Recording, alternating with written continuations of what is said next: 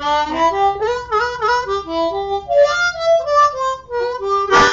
it's Willie Armelini from Flowers and Scents with your floral industry buzz. Today, I'm going to interview Juan Pablo Tola Davila. He's a co-manager at Ecuadorian Flower and Paula Flowers. Now, most of the time I interview people that I know and have a long history with. I have no idea who this guy is other than I asked some people who would be good for an interview, and a couple people said this is the most intelligent guy in the business, so we have to interview him. So without further ado, JP. Oh well. Hey, so JP, I asked a friend of mine, or a mutual friend of mine, Romero. I said, "Hey, who else can I interview? I need to interview some interesting people." And your name flew out of his mouth as fast as he could. So he said, "You got to talk to this guy." And so here we are. And I'm going to assume that you and I have not met for these one or two reasons. Either you sell to the Russians almost exclusively, or you do not participate in flower events, flower shows.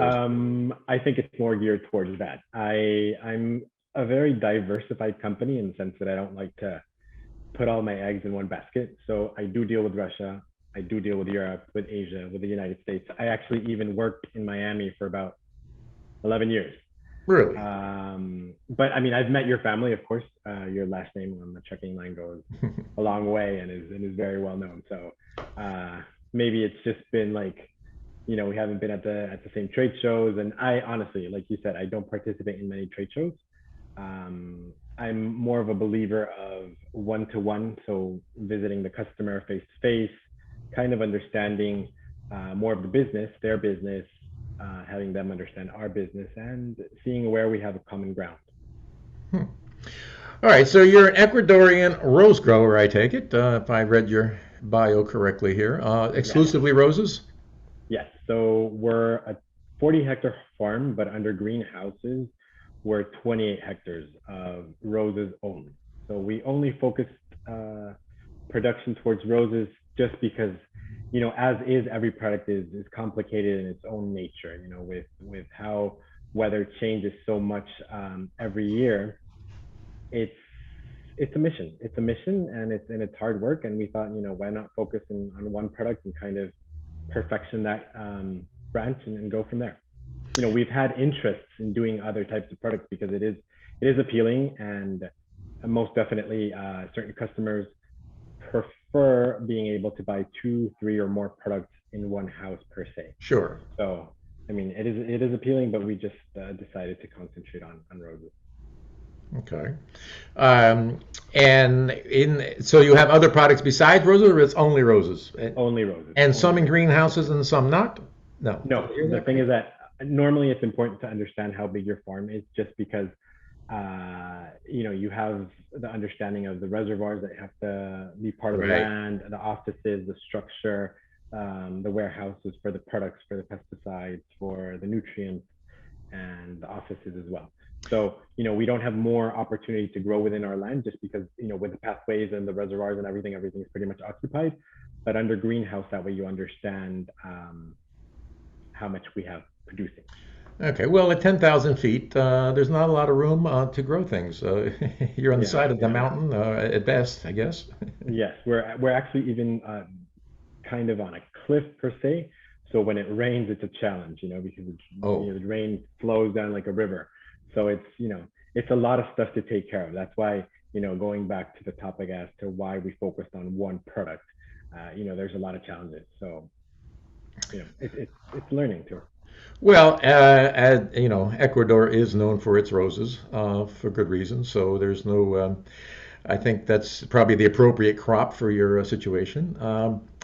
So how did you end up in the flower business? So, oh God, I go a long way back. So I want to say when I graduated from high school very young. So I went to university initially in Europe, and I had a couple of good friends who were farm owners, and they would always go to the trade shows in Holland.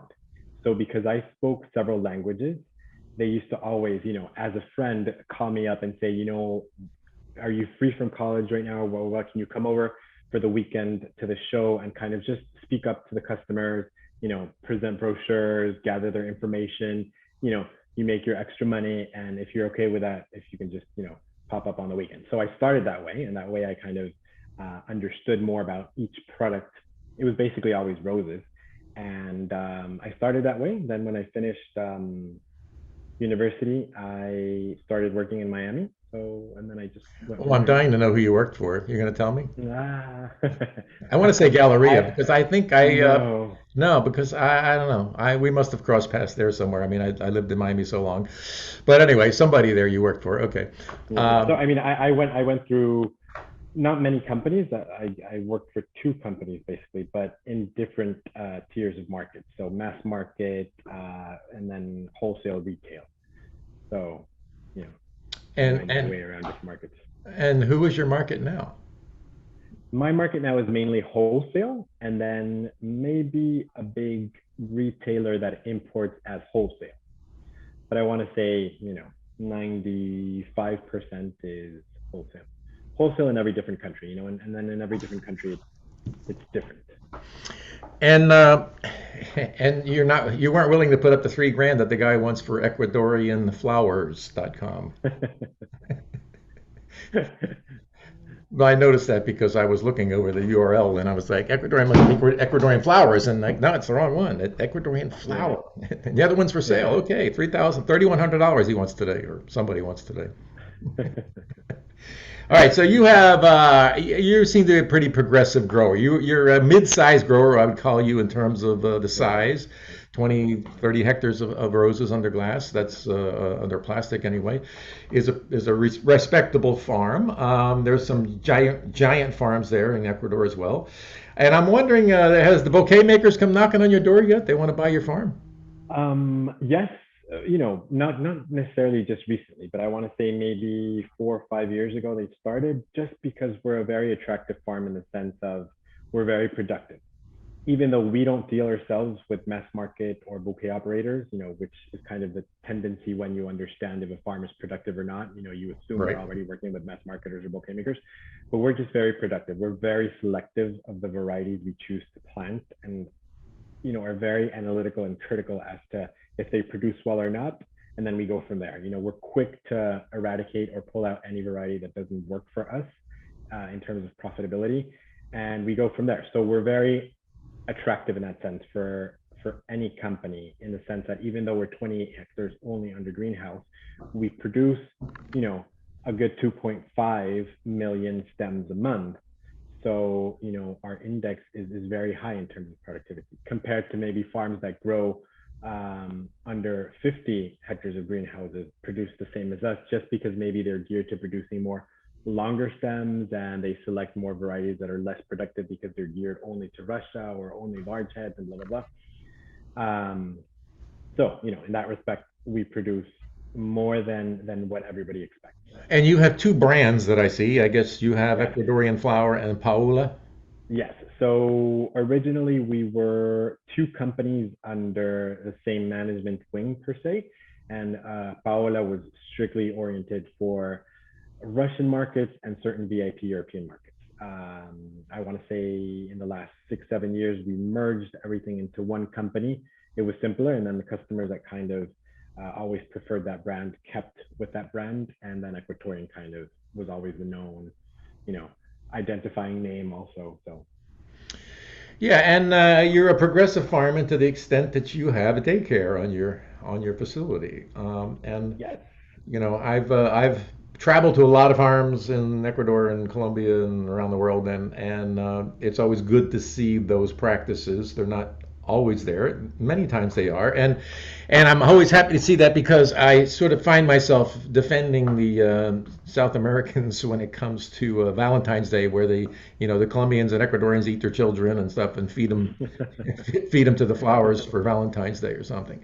And I'm always saying, no, look, these people are rarely in there. They care about their people. They care about the They do. people that work at their farm. And there's a lot of people that work at a farm, even a 20, Yeah. 30 hectare farm. You have hundreds of people working there, no doubt. Yeah. And Yeah. So we're about 360 to 70 employees, depending on the standard, a month. And we always try to make it comfortable for the employees. It's a lot of our mission is giving back to the farm, and the farm entails many aspects, infrastructure, people, personnel, benefits, etc.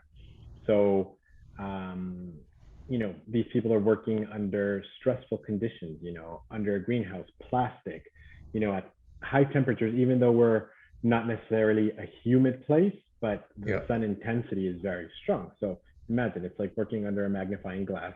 You get tired, you have to feed everyone properly so they have energy. And there's a certain amount of hours that people can, work a day under those conditions. So it's making it as comfortable as possible for the Yeah. return on the product itself. And the product sort of shows the extent of the talent and the dedication that's put into them. Um, again, in having traveled to many farms, and I don't claim to be any expert at this, but anyway, you can sort of get a sense when you walk into a farm whether the employees are happy or not. Yeah.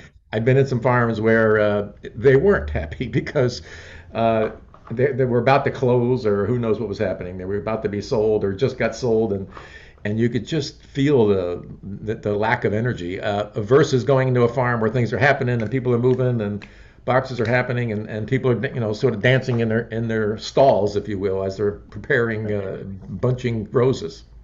Right. Right. Right. I mean, I want to say that the way it should work is, you yourself have to test how it is to walk in the field and work under those conditions, and kind of how would you feel comfortable and kind of relate it to the rest.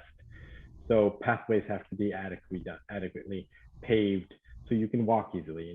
If you're having a bad day, because we all can have a bad day or you're sick or whatever, and you're walking, on dirt roads with puddles and falling and dropping the bunches there, you see it in the product, you see it in the people's attitude, and then eventually you have problems because that certain area is not worked as properly because so and so from that area had a bad day, had to go home, had to go on medical leave or whatever. So those things are important to take care of. Okay, and I also noticed you have a lot of certifications, and that sort of makes sense because of the places you said you sell to, because you need MPS and you need Florverde, or maybe, well, not Florverde in your case, but anyway, you need Yeah. certifications, and I know it's difficult to get, particularly as many as you have.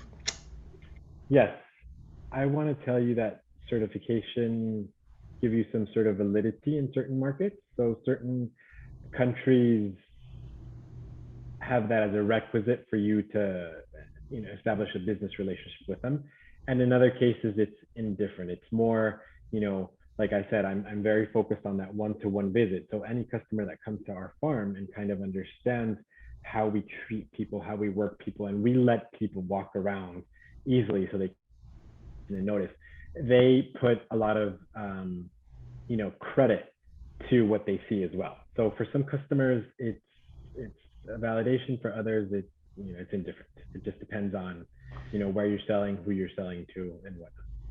So, JP, how have you found the last 48 months or so? Wow. So COVID was very challenging. Um, I want to say it was a test for all of us, but as they say, difficult circumstances always give you the opportunity to reinvent yourself and analyze what you've been doing, how you've been doing it, how you can progress, and if you want to progress. That's why, as you've seen, surely a lot of farms have been up for sale just because maybe financially they didn't make it after COVID. Maybe there's no one left to take To charge of the take it company over? Yeah, anymore, right? yeah, Or nobody has the interest because it's a challenging business. It's so yeah. volatile in all aspects, in production, in sales, in finance, in labor laws in Ecuador at least, that it can be challenging. It can be, a 24-hour job with no return at times, or an 8-hour job with a fair return. It just depends. The passion that you have in the business has to show and reflect for you to continue and carry along. That's what I think. Huh.